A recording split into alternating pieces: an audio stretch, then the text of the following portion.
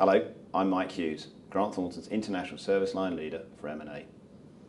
Over the last few months, we've surveyed the views of 6,000 businesses from across the world. The findings are set out in this report, International Business Report 2011, Global Prospects for Growth. Here with me today are a selection of Grant Thornton corporate finance partners from around the world. They're here to discuss the findings of the report, which show that after 2 years of unprecedented global turmoil, M&A is firmly back on the agenda. I think most businesses feel like the worst is over and that they are seeing some signs of recovery, albeit a fragile recovery. But there's certainly a lot more confidence and certainty about the future than there was, say, 6 months ago. However, most predictions would say economic growth is going to be anemic at best for the next few years, and so I think a lot of companies are looking to make acquisitions as a way to accelerate growth. A lot of companies have been very internally focused for the last 2 years, acting very tactically. And I think now people are starting to look up and look ahead and acting more strategically. So the businesses we are talking to in the German market, they are actually, I think, quite confident about the economical upturn at the moment. And what we feel is that they become also more confident about doing actually M&A transactions. Within the last years, they were very defensive regarding M&A, but at the moment, especially since January this year, actually, we can really feel that they have a strong willingness to do more in this field. At the moment, what we see is most companies are still somewhat in doubt as to the recovery rate. They don't know whether it will come really fully in 2011 or whether it will spread over 2012, 2013. So still some caution and in their decision making. And in terms of expansion, larger groups are definitely thinking about growing by acquisition overseas. Smaller companies are less confident that they have the means and the resources. They restored very often painfully their balance sheet and they don't want to take too much of a chance. The majority of the respondents believe that the climate for M&A in the country is very positive right now. Almost 85% of the people felt that. And particularly as far as the private equity market is concerned, that seems to be attracting a lot of interest over the past few years. And most people believe that that's going to be a very strong driver of growth for Indian corporates. I think with respect to bank financing in the US right now, it's definitely come back. I mean, it all but shut down for a good period of time after the credit crisis. On the equity side, I think it's an interesting dynamic right now. The equity players were kind of sidelined while there was no credit available. And now credit is available, they're kind of back with a vengeance. So I think they're competing pretty effectively with trade buyers right now. But interestingly, at the same time, the private equity funds really need to show their limited partners some returns and some liquidity. And so it's also driving a lot of PE exits right now. And so I think that's actually bringing a lot of good assets into the market from a sale perspective. Trade buyers have a record amount of cash on their balance sheets right now. I think the S&P 500 has something like $2 trillion of cash on the balance sheets right now, which a good chunk of that will get used to make acquisitions. The implications of businesses and deal structures is quite interesting because there is a lot of interest from private equity.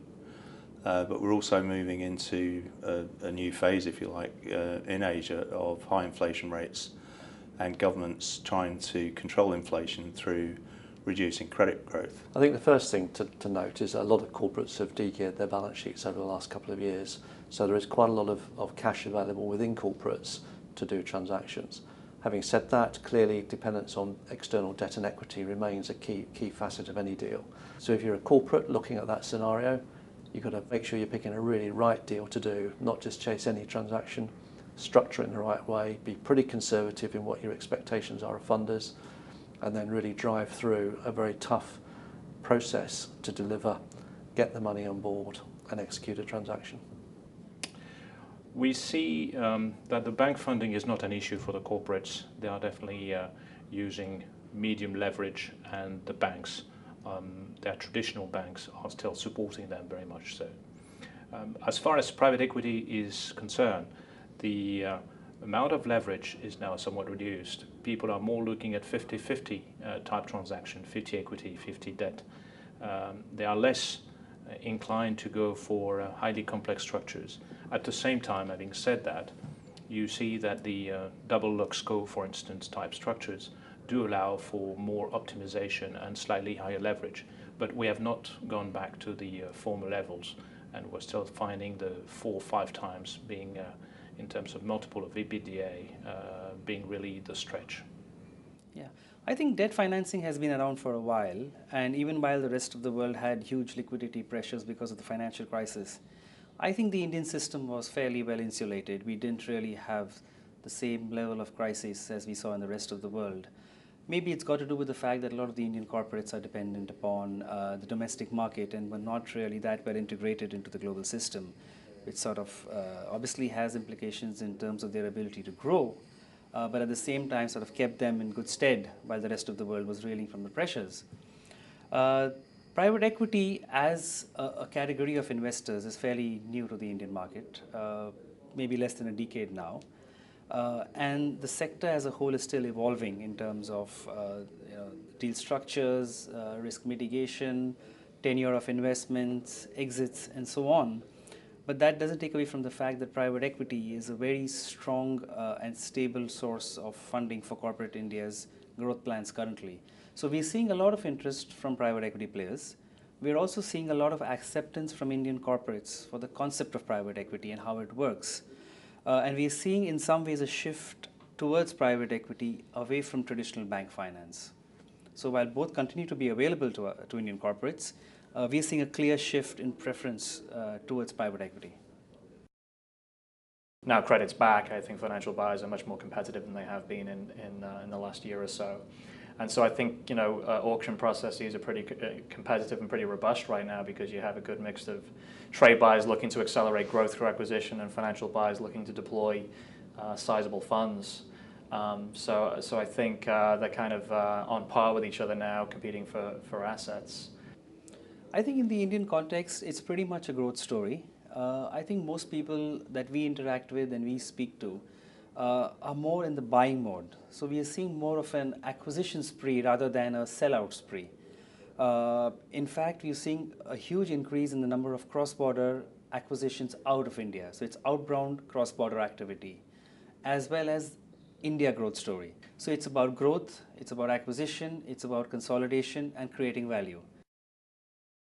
I think the key issue facing buyers and sellers is still uncertainty. Even though the economic recovery is kind of underway and there is more certainty than there was 6 months ago, I still think people are very nervous about how fragile the recovery is, and any uncertainty typically finds its way into pricing and valuation, and in some cases structure. I think it's always a question of valuations. I think particularly in Asia, sellers always have a much more optimistic view of the value of their businesses because multiples on the public markets are so much higher than they are, say, in Europe or in the US. So the expectations are that much higher. I think probably the main ones: funding, finding the right quality of asset to buy or the right buyer to sell to, coping with diligence. Most transactions now are lasting much, much longer. From start to finish, you're quite often seeing 6, 8, 9 months of a transaction timeline. A lot can happen in that period of time within the business that's the subject of the transaction. So managing the business very carefully during that period. Prices have not recovered fully, and multiples maybe for prime assets very much still at the high end of the spectrum. However, for, I would say, normal businesses, multiples are not recovered. So the sellers have to have realistic expectation in terms of value. And I think the challenge is also the same for the buyers who cannot expect to make simply a very good deal. They cannot stretch themselves, but people are coming back to the fundamentals and looking at the value in terms of growth and value creation over time. I think it's really about a lot of money chasing very few transactions, whether it's private equity investments or even venture capital investments, or it's substantial size companies available at reasonable valuations to large MNCs who want to invest in the country. So it's really about finding those companies because there are so few of them. Yeah, I think cross-border transactions by their very nature are seen as being more risky, and so in our experience they tend to be very strategic. I think buyers looking for revenue growth, maybe targeting emerging middle class populations in some of the faster growing countries like India and China. whereas there are still companies out there looking to acquire capabilities in low-cost environments. And then you also see kind of random situations where companies are out looking for a very unique technology or a unique asset that you know, sits in Sweden or Finland or wherever it might be. I think when you talk about Asian cross-border deals and outward investment, it tends to be not particularly where in terms of geographic location. It's more where are the resources. For instance, China is a huge investor into countries with natural resources, Australia, South America, Middle East for oil. What we see is that also privately held businesses in the German market become an appetite for cross-border transactions. They, especially from a German perspective, look at Eastern European countries, they look at India and also into China. Vice versa, we see from foreign countries the same movement. We see lots of movement coming from China, especially into Germany, but also other European countries. So the overall feeling or impression we have is that cross-border businesses become, for all PHBs in the German market, of an increase in importance. I think it depends whether you're looking inwards or outwards. So looking at UK corporates, looking outbound, clearly one of the things they're trying to access is growth. Growth is predominantly happening in the BRIC economies, so a lot of appetite to find things in those newer, less developed markets. Still an appetite in traditional areas like into the States, into parts of Europe, but fundamentally it's about accessing growth. Looking the other way around, who's coming into the UK?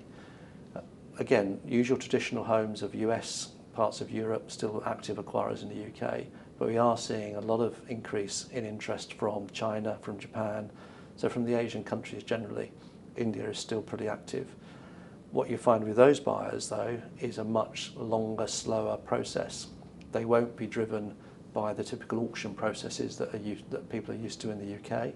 So much more structured, much more long-term relationship building process to attract those people to the table. When you get them there, typically you can find healthy prices and good strategic rationale for the acquisitions. But it takes a lot of investment in time to get them there in the first place. The interesting thing is that companies with an international footprint have performed far better than companies which were purely domestic. I think the rate of growth was probably double in terms of earnings. This is an example for the privately held businesses which are also thinking of expanding overseas in terms of going to the growth markets. We're talking about the Far East, but we're also talking about Latin America. We're also talking about rationalization of their own organizations. And therefore, you see opportunities in terms of international expansion going in many directions in the US, in Canada. And you see also on the sell side, vendors now far more keen to listen to interested parties coming from overseas. I think it is one of the key change. People now introduce this international dimension in their thought process and in the process, in their disposal process as well. Yeah, there is a huge amount of interest in looking at companies outside of India as far as Indian corporates are concerned. So cross-border outbound activity has seen a steady increase. Apart from 2009 when there was a slight dip, there's been a consistent increase in the number and value of transactions, both outbound and inbound. From a growth perspective, from the perspective of accessing new markets, from the perspective of de-risking their model, which has been largely India-focused till now, and also, I guess, to capitalize on some of the distressed assets which are available outside of India at relatively good valuations.